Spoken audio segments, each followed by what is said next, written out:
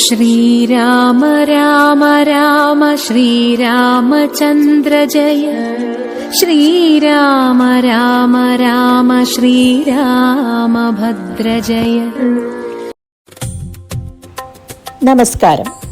കർക്കിടക മാസത്തിന്റെ പുണ്യവും പേറി കേരളത്തിലെ മറ്റൊരു മനോഹരമായ യാത്രാനുഭവത്തിലേക്ക് എല്ലാവർക്കും സ്വാഗതം.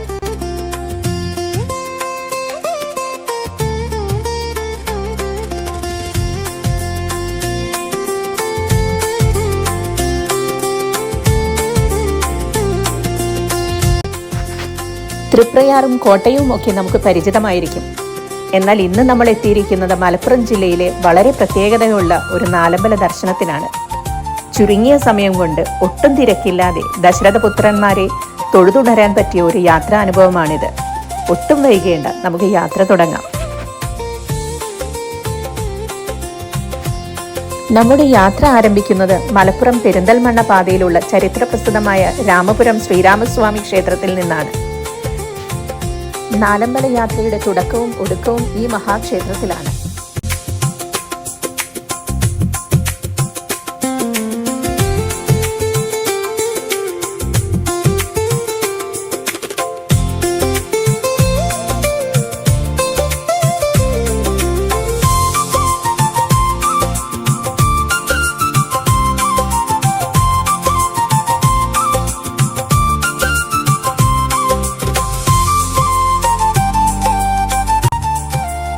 കിഴക്കോട്ട് ദർശനമായി വാണരുളുന്ന ശ്രീരാമസ്വാമിയെ തൊഴുത് മനസ്സിൽ പ്രാർത്ഥനയോടെ നമ്മൾ അടുത്ത ലക്ഷ്യത്തിലേക്ക്.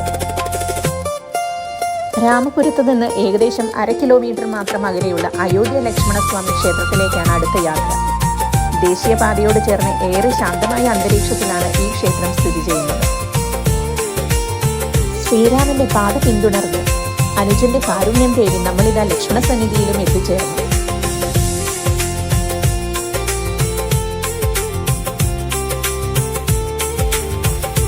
അടുത്തതായി നമ്മൾ എത്തുന്നത് കരിഞ്ചാമ്പടി ശ്രീ ഭരതസ്വാമി ക്ഷേത്രത്തിലേക്കാണ്.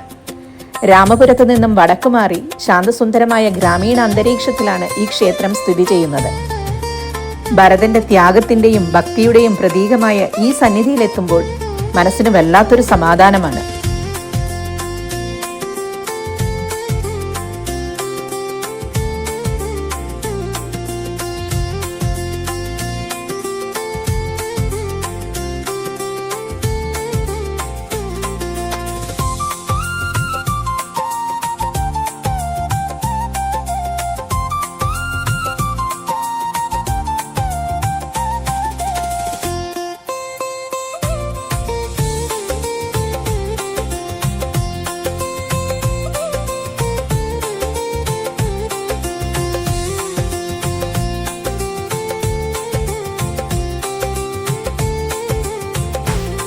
മലപ്പുറത്തെ നാലമ്പല യാത്രയിലെ അവസാനത്തെ കേന്ദ്രം നറന്തടം പുഴയുടെ തീരത്തായി സ്ഥിതി ചെയ്യുന്ന ശത്രുഘ്നസ്വാമി ക്ഷേത്രമാണ്. 4 സഹോദരന്മാരുടെയും ദർശനം പൂർത്തിയാക്കുന്നതോടെ നമ്മുടെ മലപ്പുറം നാലമ്പല യാത്ര ഇവിടെ പൂർണ്ണമാകുന്നു. മറ്റുള്ള സ്ഥലങ്ങളിൽ നിന്ന് വ്യത്യസ്തമായി വെറും 1.5-2 കിലോമീറ്റർ ചുറ്റളവിൽ 1 മണിക്കൂർ കൊണ്ട് 4 ക്ഷേത്രങ്ങളുടെയും ദർശനം പൂർത്തിയാക്കാം എന്നുള്ളതാണ് മലപ്പുറം നാലമ്പല യാത്രയുടെ ഏറ്റവും വലിയ പ്രത്യേകത. മറ്റൊരു യാത്രാവിശേഷണവുമായി വീണ്ടും കാണാം. നന്ദി, നമസ്കാരം.